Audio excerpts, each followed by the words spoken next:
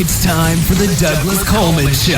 Mr. Smooth and Savvy is joined by guests from all walks of life, from the entertainment industry to authors to political and social commentators, the famous and not so famous, the controversial and the light and fluffy. We have it all. Now, here's Douglas Coleman.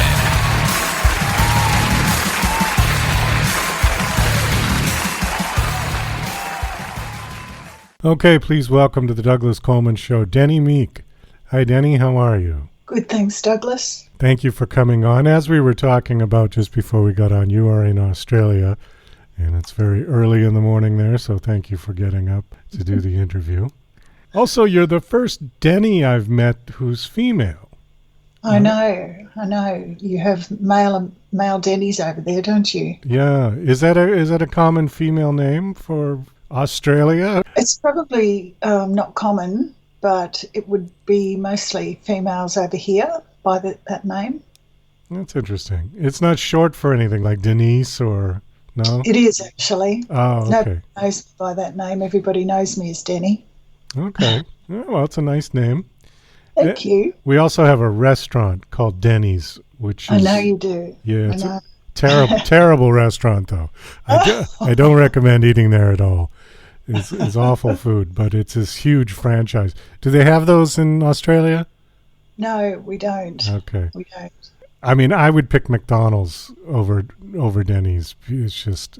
Well, don't get me started on that, but I don't recommend it in any event. Okay. I'll steer clear when I come over. Yeah, there you go. Find somewhere else.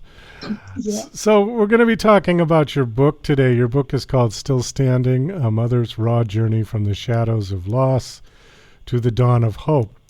Mm-hmm. And your story is, well, quite honestly, very sad. And I want you to tell us a little bit about it. It says that you lost 3 of your children. You had 4 children and lost 3 of them? That's correct, yeah. Wow. Okay. Why don't you just tell us, like, the stories of each one of them briefly, and then we'll get to the book and how the book has been. I think it's been a sort of a cathartic thing for you to write that, wasn't it? I don't use the term cathartic in relation to me writing my book, but it was a goal that I set myself to write the book, and achieving that goal has been very satisfying. It was good for me to give myself something to work through, the big long valley of grief that I was left in. And so in that way, it was a really good goal. Okay. And good to get there. Yeah, I suppose cathartic would mean that you would have healed from this, and I don't think you would ever have healed from this, probably. No, that's right. That's right. It's ongoing. It's not to say that you don't reach easier plateaus, because you do, but it's never finished either. You're never a former bereaved parent. No, that's very true. Okay, so tell us the stories of your 3 children. Okay, so the book, Still Standing, includes a chapter on domestic violence, which affected my 2 main relationships, and it was the reason I became a single parent. And my daughter developed fully blown anorexia nervosa too, so those stories are all included in Still Standing. But in my mid-20s, my second son was born with a heart abnormality, and that wasn't picked up until he was 8 days old. We were told after, a round of continual testing that he would need urgent open heart surgery by the end of that week. The surgery carried a 30% risk, but without it, he would most certainly die. So, of course, the surgery went ahead and it was successful. It was a long wait for the phone call at the other end of that surgery from, intensive care to say, he made it through, we have him here.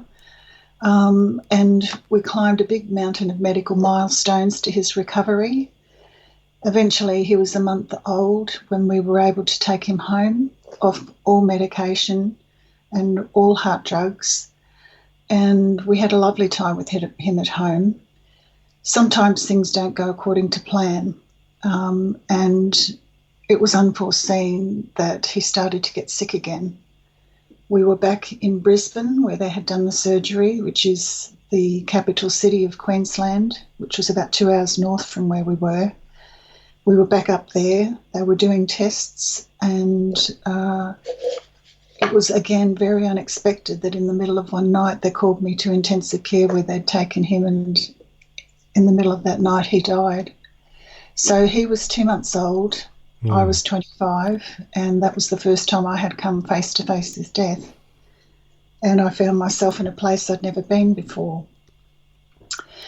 So, that's a great strain on a marriage too. The loss of a child often results in separation and then divorce. My husband and I had a third child, but eventually we did separate permanently. Did you find in the relationship that you were blaming each other in some weird way for the death of your infant son? Not at all, No? Douglas, not at all, no. So why would it put the strain? Just simply the stress of it? Yes, it is. Death is a hard thing for us as a human society. I don't think we've come to terms with it really well. We still work on it. You know, there are stigmas in all these stories contained in Still Standing, taboos around these subjects. We don't talk comfortably or openly about them. And death is one of those subjects, you know. In the marriage, I think it's just the way the grief worked itself out. I think my husband was getting angry, and a lot of his emotion was surfacing as anger. And I couldn't handle that, and I didn't want to handle it because I had my own to process. So we separated for 4 months after our son's death, and then reconnected because I didn't want the marriage to be ended. I loved my husband very much. Blaming each other was not something we did about that, nor about the other deaths, actually. Do you think it's easier to be angry than to be sad? Yes, I do. I do think so. It's more immediate, and it's rawer, and it burns up a lot of energy in one go. No. But I think you can get stuck there too. So, I think awareness is the first step about emotion, about anything really. Okay, tell us about the others. So, as I mentioned, my daughter had fully blown anorexia nervosa. That was a very difficult chapter in our lives. It's a difficult illness to have in the household because it's insidious. And, great strain. She had 2 hospitalisations. By the time she got to hospital, it was my daughter's birthday yesterday too, by the way. Oh. So I'm very aware of her presence in my heart and mind. So she was a teenager when this started? She was a teenager when it manifested for the world to see. I have a background in psychology, and I saw it coming. I didn't know exactly what sort of eating disorder it was, although I felt it was anorexia nervosa. I just felt very deeply rattled by behaviours I was seeing in her. Too much interest in food and diets and exercise, and talking very keenly about her idols. I was worried about the father absence in her life by then. Lots of little things that were just accumulating, and I was uncomfortable. It was more a gut feeling, I think. I couldn't have her seen until the illness had manifested, so that was distressing. That was distressing for our household. But by the time she got to hospital, she was the sickest admission her team had ever seen. I actually couldn't get her seen until it was obvious for others externally. And of course, it's a mental illness. But she spent 6 months in hospital. They refed her body, did not adequately address the mental illness itself. And when she came home, she was sicker than before mentally. She took off half the weight that they'd put on her. In that 6 months, she took that off in 3 months and then had a readmission. And then she sort of learned to keep her body weight just under the minimum BMI for her age. She was 13 by that stage. She was a very bright student, high achiever, and her first high school year without a hospitalisation, she came dux of her year. And then a month later, her older brother, my firstborn, who I was very close with, is a very sensitive soul, took his own life. He was 18. People ask, do you expect it? And I really think the shock shows you that you didn't. You know, you can't fully prepare yourself for a shock like that. So that was a huge thing for us to deal with. Do you know why? I mean, did he give any reason or leave a note, or was he troubled by something? Yeah, my children did leave notes, and having met with 3 other mothers who lost a child to suicide who did not have notes from their children, I know that it's more comforting to have a note. But it's sort of like a goodbye. It's like a formal goodbye. I don't know that people fully understand their own reasons for taking their own lives, not all of them. Suicides are layered. You know, there are many reasons why. You know, from personalities to childhood backgrounds, months leading up to distress, final straws, final triggers, you know, existential feelings about life, just the spiritual, why is life allowed to happen to me like this? People are not necessarily fully conscious of all those feelings that they have. And in the notes that my children left, I don't think all my questions were answered. I had a bit of a beef with God about it afterwards. I think, how can you not?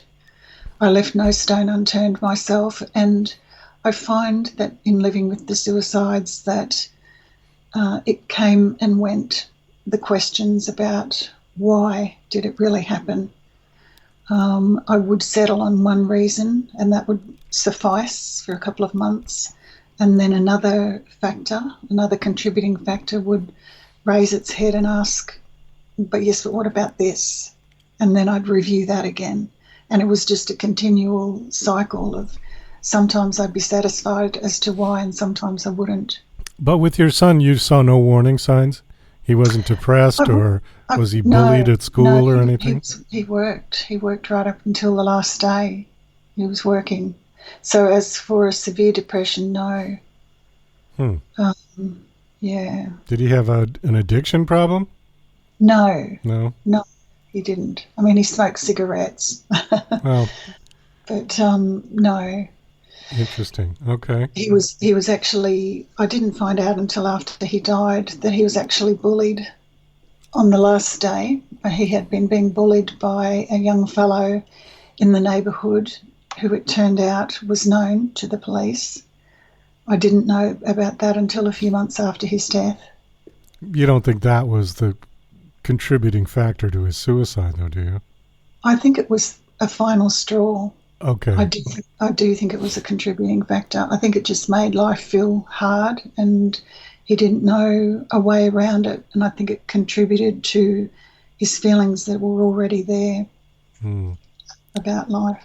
And then, then your daughter with anorexia, she also committed suicide? She did. In the 2 years after her brother's death, she rebelled. She'd been a good girl up until then, and then she really rebelled as she needed to. You know, it's something teenagers need to do in their own way.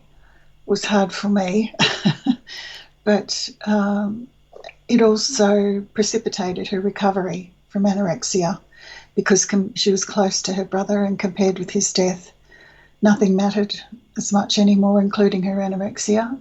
So very quickly she started to put weight on spontaneously, and she got her first boyfriend. She socialised in a different way. I'm saying she partied, just, rebelled, sort of came out of herself in a different way. But she did recover from her anorexia. And then for the following 2 years, so we are now 4 years down the track from her brother's death, She was in her final year of high school, and she was heading for a scholarship in fashion and design. So she had her sights set on this goal, and it was taking a long time for her to achieve it.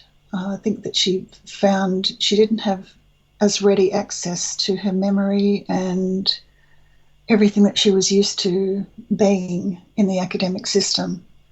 And the same with her, you know, the months prior were a bit frustrating to her, and then there were a couple of final triggers around the last day. I did not see it coming. It was a terrible shock to have the police rock up again and, you know, tell me that I'd lost another child. Oh, yeah. How much time between your son's suicide and hers? 4 years, 4 years and 3 months. 4 years, okay. And then from her suicide, how long was it until you decided to write this book?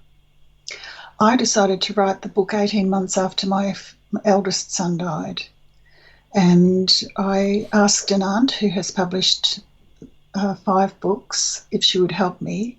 She said, yes, of course, but you have a lot of preparation to do first. And I didn't know what she meant by that. So I did a diploma in journalism, and that was a really good idea. But I finished the diploma, actually got the certificate for the diploma the day after my daughter died. And my aunt and I didn't know if I would continue with the book journey, but I did. And I was very glad to have that light at the end of the tunnel for myself. It kept me pushing. I resented it at times, but it held me together and gave me something to work towards. I thought if I could give myself and my children a voice in the world and just share our story, then some good might come of it. So, yeah, I kept working on the book all through that. Obviously, I had breaks and the grieving became very intense. I developed conditions, some anxiety-related conditions, and a few others that are listed in the last chapter. But, you know, I worked my way through them, and sharing the story has become important to me. It's actually being used in 3 Australian universities now. That means a lot to me. There's one question on your talking points that I want to just throw out at you, and then we got to kind of wind this down. It says, what she does to answer, why me? I think time. I think time is the magic ingredient. Why me is a very difficult psychic pain. You know, it's very isolating. I felt angry. I felt like a pawn. I felt angry at God. I wrote a piece that I included in my book called Conversation at God. I felt like I was on a different planet to other people with different rules for me. And confiding in people close became a deterrent because it just reinforced my differentness. But I don't know that there's anything that you can do except be very real and be aware of where the journey takes you. But being real is the most important thing. I think that sharing your story with other people, especially those who've experienced similar things. I attended a brief parent support group of the Compassionate Friends for 8 years after my children died. And it's a help when other people are feeling that frustration from such a deep level. It's a help sharing it with them. I journaled a lot. I have journaled over 3 million words in my lifetime. That helped scrape the top off the pain. And writing the book, I guess, giving ourselves a voice, that's been important too. I'd like to add that the why me question doesn't burn inside me like it used to. Did you feel like you were being punished? Oh, look, at times I did, Douglas. Yeah. I couldn't understand it, why all these things are happening to me. You know, that's the why me question. Yeah. If I thought to myself, if I was God, I'd leave this woman alone. I just thought, if you have to take people's children, stop coming back to my nest. You know, that's part of that experience, that why me experience. It was difficult.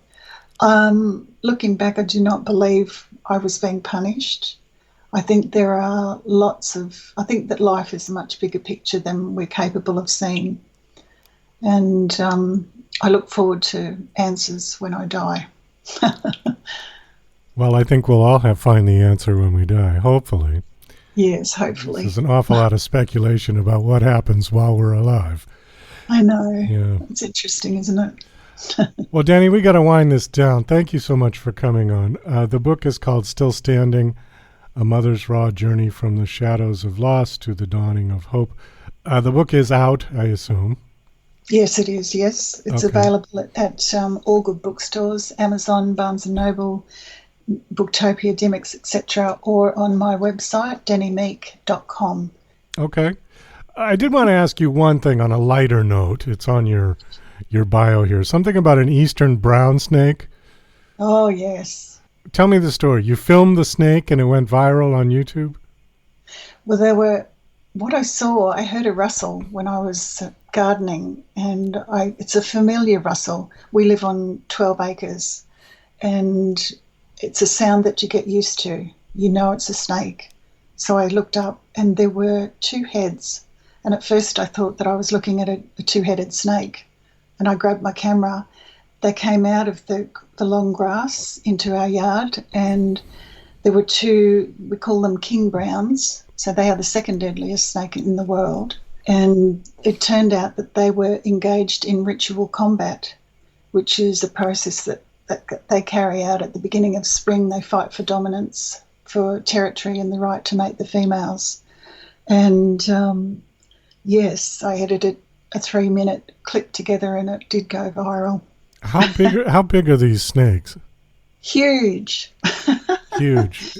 Massive. They're so thick that they cannot curl around each other, and they make a wallop on the ground, and they move. Eastern browns move very aggressively. They sort of whip themselves, and I get the impression they don't like to be seen by humans very much. So it's a good idea to just stand still. Well, how long were these snakes? Can you give us an idea? Look, at least 1.5 meters, probably getting close to 2, and really thick. Oh, okay, so they're like the size of cobras. Yes. Sort of, okay, because, there are those pythons that can get 20 or 30 feet long, but they're not poisonous. No, they're not. We have pythons here too. They're friendly snakes. So you said this is the second deadliest snake in the world. What is the first deadliest? Do you know? Is it a taipan? I don't know. It's a taipan. I'm not a big... snake fan, no. Yeah, I'm not a connoisseur of snakes, that's for sure. Yeah. Okay. All right. Well, listen, thank you so much for coming on the show and sharing. And best of luck with the book. I hope the book does well, and I hope your life continues on in a positive way. Thank you so much, Douglas. Thanks for having me. Could I just please add the 988 suicide crisis number, because we've been talking about the subject. If anybody needs to talk who's listening, sure, they can ring that number if they need to talk to somebody. And thank you again so much for having me and for sharing our subjects. Oh, my pleasure.